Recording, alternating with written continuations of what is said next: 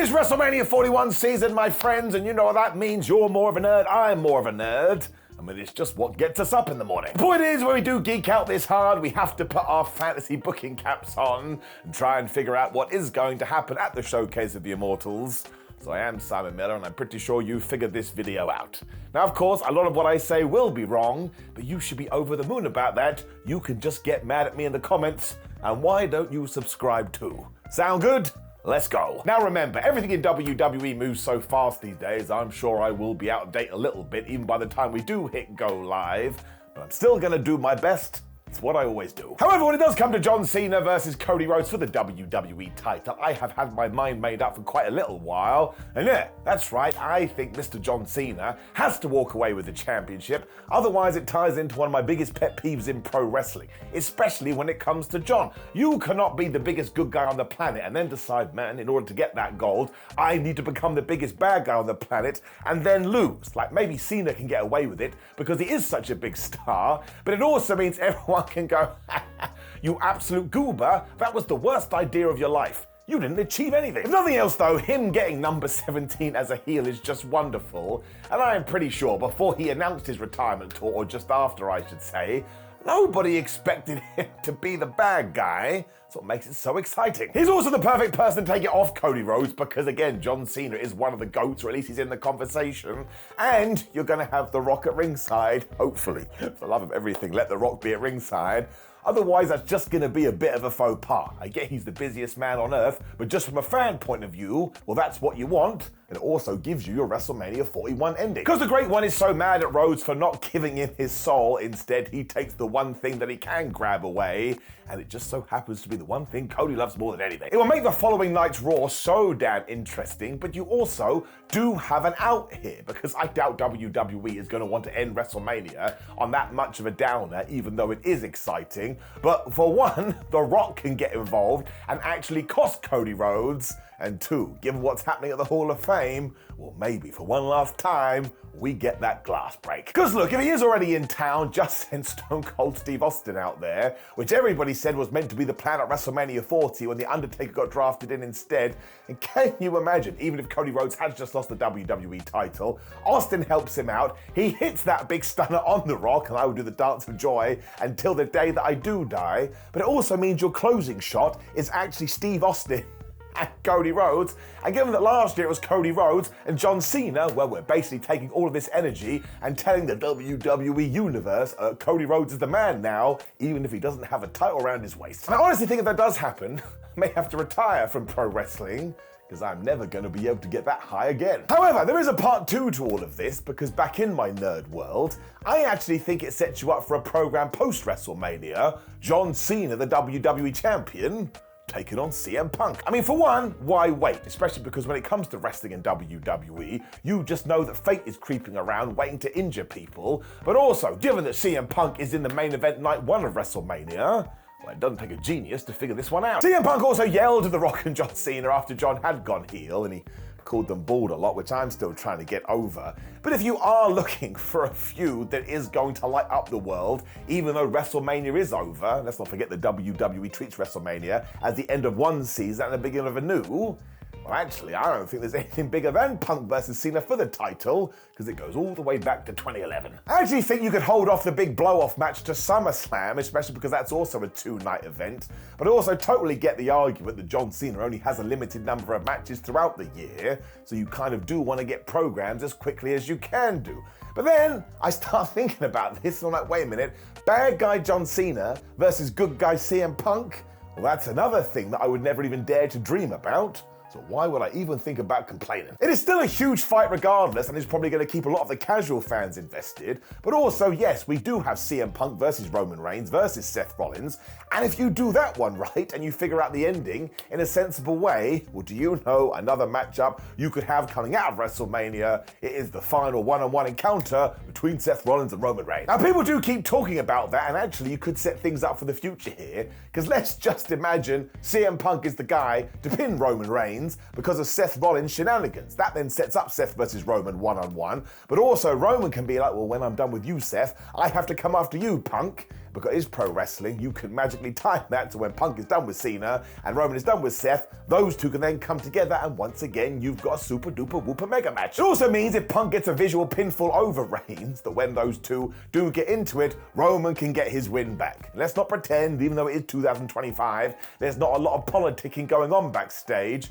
It's a wrestling show, brah. That part ain't ever gonna go away. Now, of course, Paul Heyman has become a massive outlier in this because he says he wants to team with Roman Reigns, but he also wants to team with CM Punk, and now Seth Rollins essentially put a gun to his head and said, well, you better help me, otherwise I'm going to blow your brains out. But listen, essentially, even if Paul Heyman does go back with CM Punk, you could still paint CM Punk as the good guy because people do love him, but maybe if you do want to turn him into an even bigger babyface, you put Paul Heyman with Seth Rollins. I mean, that would mean that Seth Rollins has to win that match, which confuses my plan, but this is why it's so fun to book this year's WrestleMania 41.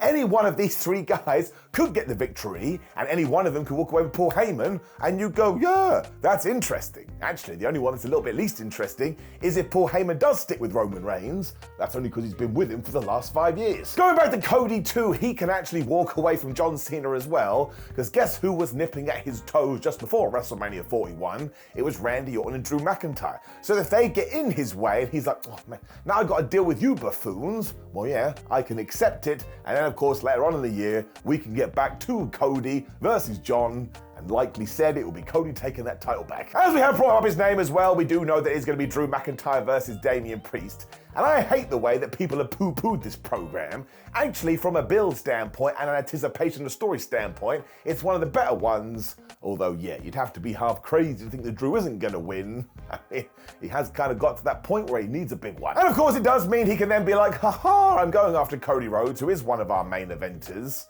And as for Randy Orton, well, I have no idea, because very sadly, Kevin Owens did announce on that SmackDown he is going away for a while. Now, listen, when it comes to wrestling and real stories like that, who gives a flub about the sports entertainment, so he is okay. But given that we are trying to book WrestleMania 41 here, well, whoever Randy does go against, he has to get the win. He's in a similar position to Drew McIntyre. He has just lost and lost and lost. And the moment we have kind of teased, it could be him versus Nick Aldis. I tell you, I don't hate that at all. Nick then gets his big moment on the grandest stage, which he totally deserves. And of course, Orton can beat the GM. From a character standpoint, well, put your hands together. So yeah, sure, let's break it down. CM Punk wins, and he then takes on John Cena for that title after John Cena wins. Seth Rollins and Roman Reigns spin off, and they have a big love-a-thon. And then you got Cody Rhodes, Drew McIntyre, and Randy Orton doing their thing. Now, I don't know about you, but let's just throw that out there into the ether. That sounds like some pretty good post-WrestleMania shenanigans for me.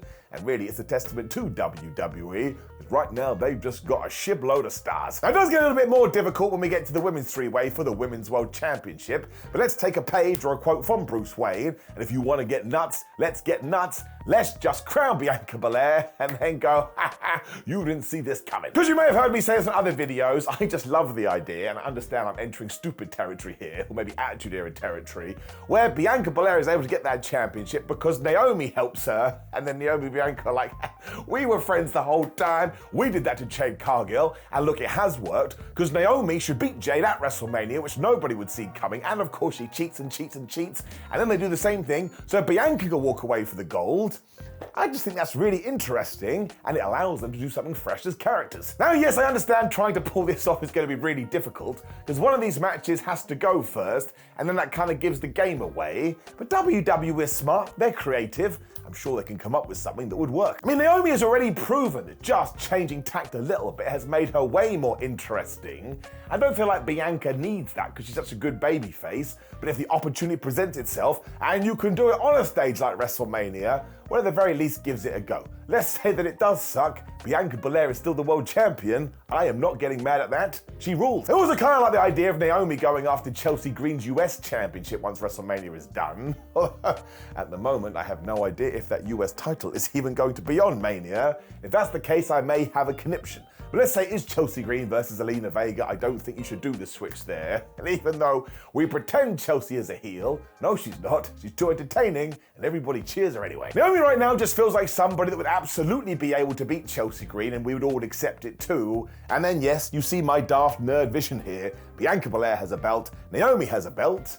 They're essentially the 2025 power trip. Now, of course, the other issue, if we are talking about women's championships, is the WWE Women's title.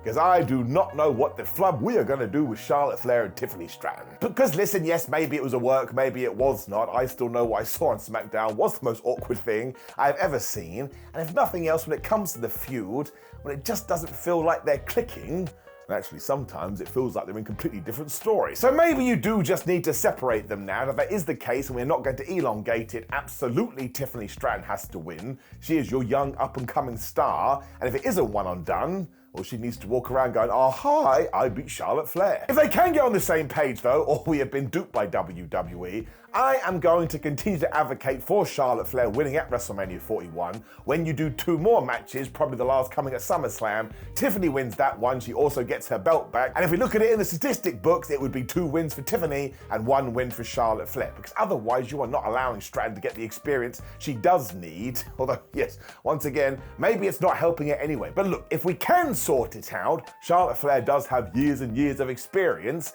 And these are the people that Tiffany Stratton needs to work with so she can get to that level too. And of course she has the potential, but admittedly, even I feel like I sound stupid saying this now. I really don't know what else to do. This one is a little bit crazy. But also admit that if Charlotte Flair does win, you then have 2 heel women's champions if Bianca Belair does turn. Although WWE doesn't really seem to care about that stuff anymore. I will say, I do believe there's a reason Becky Lynch may have gone, you know what, I'll wait till after WrestleMania season. I mean, who would want to be caught up in this? So yes, during that rant, we also mentioned that Chelsea Green somehow will keep her US championship, or she won't be on the show at all, and I can't handle that.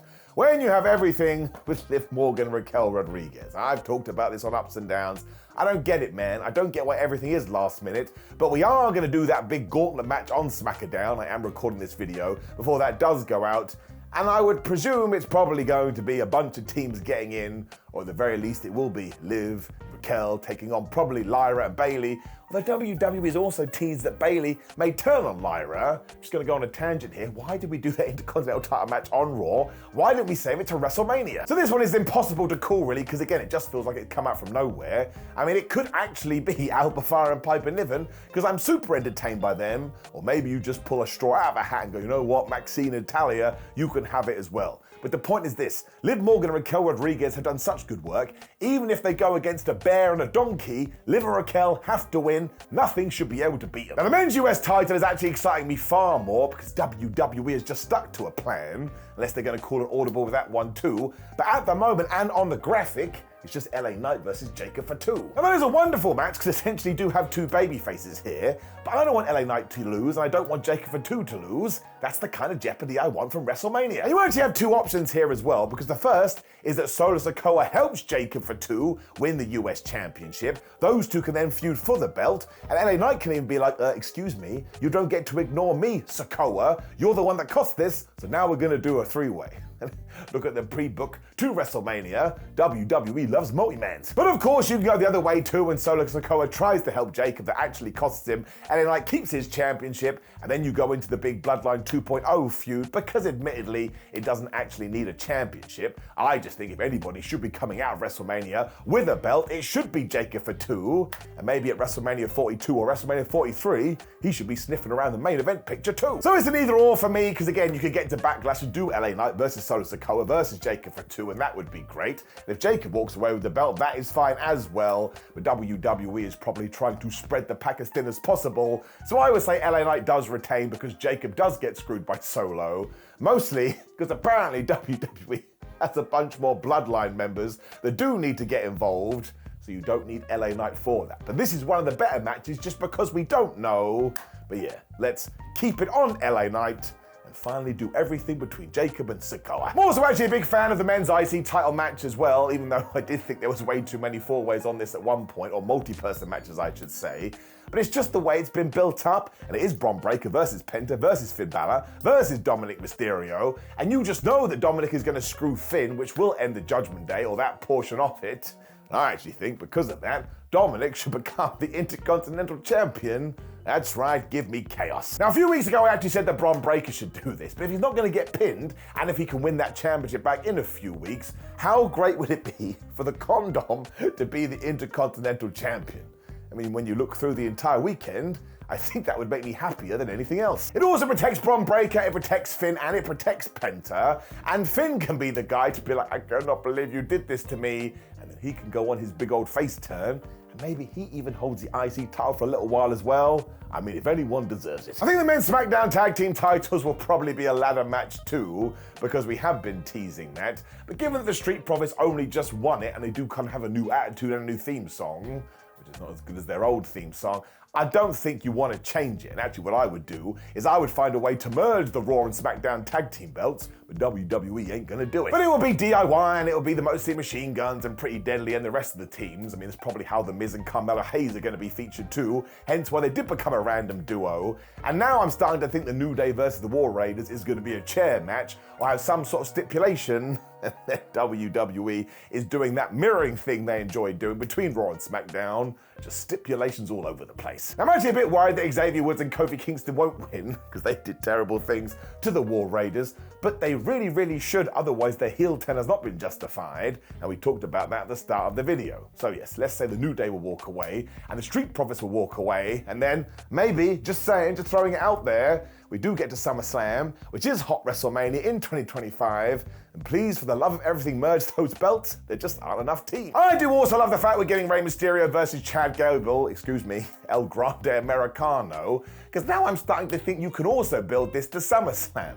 El Grande, probably with the help of American Made, will beat Rey Mysterio at WrestleMania. Rey Mysterio gets really mad because he's like, man, you are just dissing my culture, which is not cool, and eventually, after maybe 2 or 3 matches, it builds to a mask versus mask match. Rey Mysterio whips his ass, and he takes the mask, and obviously it's Chad Gable. It ain't the greatest reveal, but sometimes in wrestling, the dumbest things just work. And you can do that at WrestleMania as well. I don't think it really matters. I just think you can have more fun with it, and WWE does go slower these days. And when we get to Gunther versus Jey Uso has to become the World Heavyweight Champion. I keep talking about this, even if it doesn't work. Who gives a damn? Wrestling never ends. Let's give the guy a shot. And given how awful Gunther has been, Jimmy Uso could even do a run in here. He could interfere, and that's how Jey Uso would win. It wouldn't bother me. I would just be happy the family is getting their revenge. And go back to that promo Jey cut on Raw. It's one of the best things he's ever done. And look, I suppose it's not the main event, so maybe WWE does go the other way, but they will not. And Jey Uso will get the victory. And I'm going to say this one right down the lens with no movement.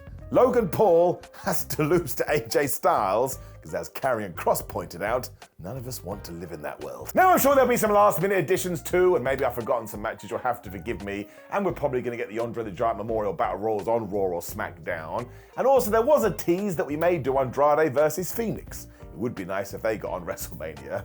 And if your name is Andrade, I'm just going to say, you ain't winning that. Even though I just said that too, how the hell would you even fit anything more onto this WrestleMania? We've got like 10 matches every single night at the moment, which was meant to be the point of having a weekender. But I actually think when we do go into the Raw and SmackDown over the next week, we are going to be super duper pumped, because admittedly some of the build has been a bit wishy-washy. But when we get to the Saturday and we get to the Sunday, I believe there are big plans. And let's just say John Cena does walk away as the WWE Champion. And as a villain, that's just the kind of world of magic I want to experience. Now, of course, you're going to have a bunch of plans too, so drop me a comment below and let me know what you would like to do with all of these matches, and maybe ones that I have forgotten about. Like the video, share the video, and subscribe. Click the video on the screen, which is me talking more about WrestleMania, because why would we talk about anything else? But I appreciate you, my friends. If you are in Vegas and we do bump into each other, please come and say hi. Otherwise, enjoy it from whatever you do watch, and I will see you in this stupid box very soon.